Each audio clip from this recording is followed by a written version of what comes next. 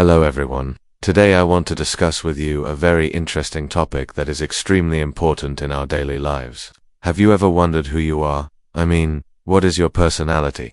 What makes you different from other people? And do you really know yourself? Look friends, in psychology there are two main systems used worldwide to understand personality. The first is MBTI, which stands for Myers-Briggs Type Indicator, and the second is the Big Five model. Today I will explain to you in detail what these are and how you can understand your own personality. First, let's talk about MBTI. This system was created in the 1940s by Catherine Cook Briggs and her daughter, Isabel Briggs Myers. It's based on Carl Jung's work. MBTI says that every person's personality is divided into four main categories. The first category is extraversion or introversion, which we represent with E or I. Extraverted people get energy from the outside world, meaning meeting people, socializing, going to parties. All this gives them energy, while introverted people get energy from within themselves.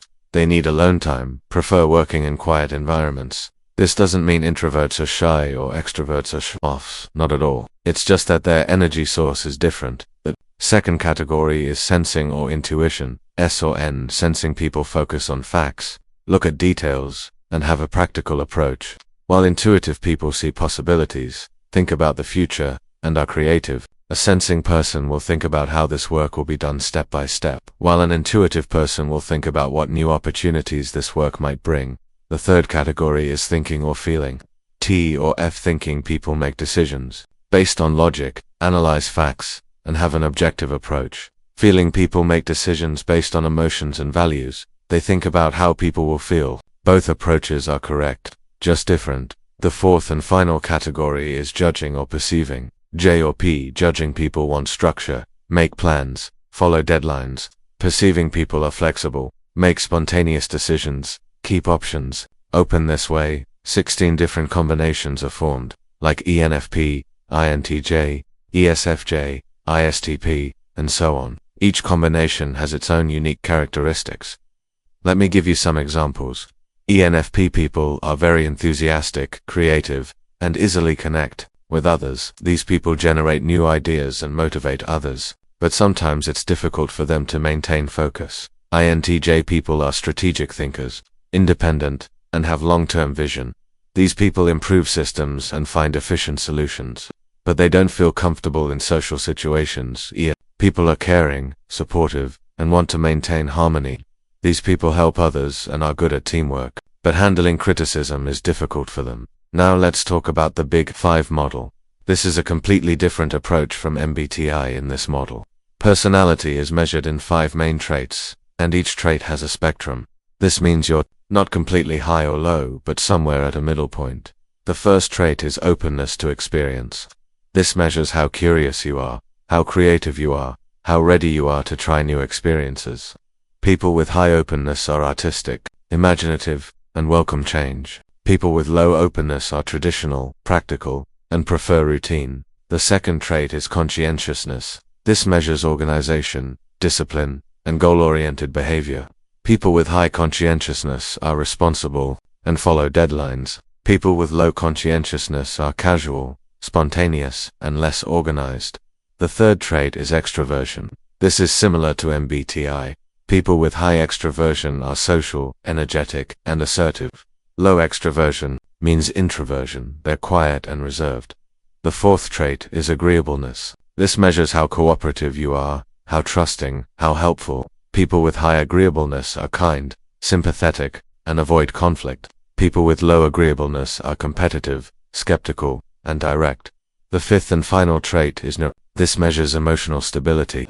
People with high neuroticism feel anxiety, have mood swings, and can't handle stress easily. People with low neuroticism are calm, emotionally stable, and resilient. Now the question is, what's the difference between MBTI and Big Five?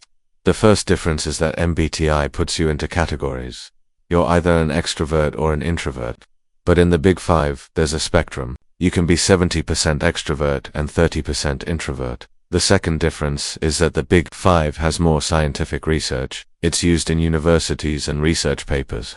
MBTI is popular in the corporate world for team building, but the scientific community considers Big Five more valid.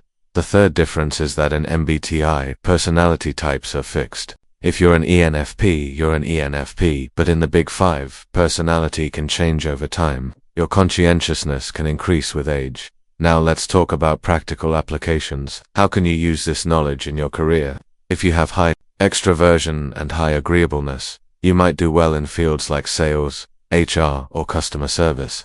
If you have high conscientiousness and low neuroticism, management or project coordination roles might suit you. This is also helpful in relationships. If you're an introvert and your partner is an extrovert, there should be understanding that you need alone time and they need social time. There shouldn't be conflict about this. This is also useful in parenting. If your child is introverted, don't force them to go to social events. If they have high openness, let them try new activities. If they have low conscientiousness, provide structure. But remember one important thing: you shouldn't judge people by their personality types. These are just for understanding. Every personality type has its own strengths and weaknesses. No personality type is better or worse. And also remember that personality isn't fixed. You can grow and improve.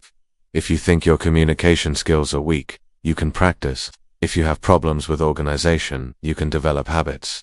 Friends, this is just the beginning of personality psychology. You can take online tests, if you want, but for accurate results, you should get a proper assessment from a qualified psychologist. And the most important thing is that you should accept yourself as you are, while also focusing on growth.